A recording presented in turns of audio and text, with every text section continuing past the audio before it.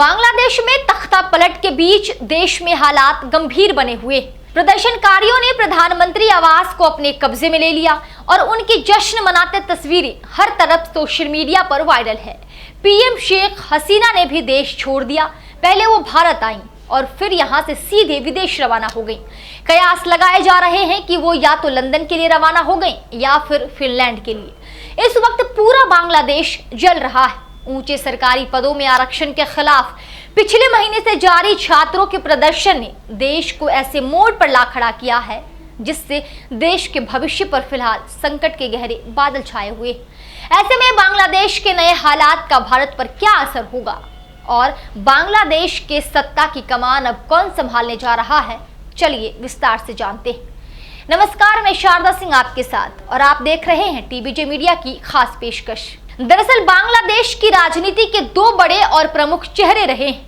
पहला बांग्लादेश अवामी लीग की शेख हसीना और दूसरा बांग्लादेश नेशनलिस्ट पार्टी यानी बीएनपी की खालिदा जिया। पहले 15 सालों से बांग्लादेश में शेख हसीना की पार्टी अवामी लीग की सरकार थी और वे प्रधानमंत्री की कुर्सी पर काबिज थी। शेख हसीना काफी लिबरल भी थी। यही वजह है कि अब तक बांग्लादेश के संबंध भारत से अच्छे बने हुए थे। अब वहां बीएनपी सरकार बनाने जा रही है और अगर इनके स्टैंड की बात करें तो शुरुआत से ही बांग्लादेश नेशनलिस्ट पार्टी और खालिदा जिया का झुकाव इस्लामिक कट्टरपंथियों की तरफ रहा है। वे हमेशा से पाकिस्तान की वकालत करते आए जिसका फायदा चीन को मिलता है क्योंकि चीन और पाकिस्तान दोस्त है। बीएनपी न सिर्फ पाकिस्तान बल्कि चीन समर्थित भी है और वो हमेशा इस्लामिक राजनीति की बात करता है। ऐसे में शेख हसीना के ना रहने पर वो भारत की बजाय पाकिस्तान और चीन की तरफ जाता हुआ दिखाई देगा। वहीं तख्ता पलट के बाद वहां के पूर्व प्रधानमंत्री खालिदा जिया की रिहाई का आदेश भी दे दिया गया है और माना जा रहा है कि खालिदा जिया एक बार फिर सत्ता में आ सकती है। बेगम खालिदा जिया ने मार्च 1991 से मार्च 1996 तक और फिर जून 2001 से अक्टूबर 2006 तक बांग्लादेश की प्रधानमंत्री के रूप में कार्य किया था और वो बांग्लादेश की पहली महिला प्रधानमंत्री और मुस्लिम दुनिया में बेनजीर भुट्टो के बाद दूसरी महिला प्रधानमंत्री रही थी। वह बांग्लादेश के पूर्व राष्ट्रपति जियाउर रहमान की विधवा हैं।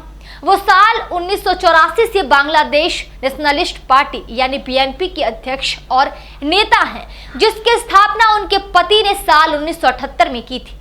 उन्हें भ्रष्टाचार के मामले में 17 साल की कैद की सजा सुनाई गई थी। हालांकि उनकी पार्टी का सत्ता में आना भारत के लिए अच्छा नहीं माना जा रहा है। इससे भारत बांग्लादेश द्विपक्षीय संबंधों पर भी असर पड़ सकता है। बता दें, भारत और बांग्लादेश के बीच पिछले 53 सालों से द्विपक्षीय संबंध है और पिछले 15 वर्षों के दौरान इनके बीच संबंध काफी गहरे हुए थे। लेकिन अब शेख हसीना का प्रधानमंत्री न रहना भारत के लिए कई मुश्किलें पैदा कर सकता है। भारत ने पिछले एक दशक में बांग्लादेश को सड़क, रेलवे, बंदरगाहों के निर्माण के लिए हजारों करोड़ रुपए दिए।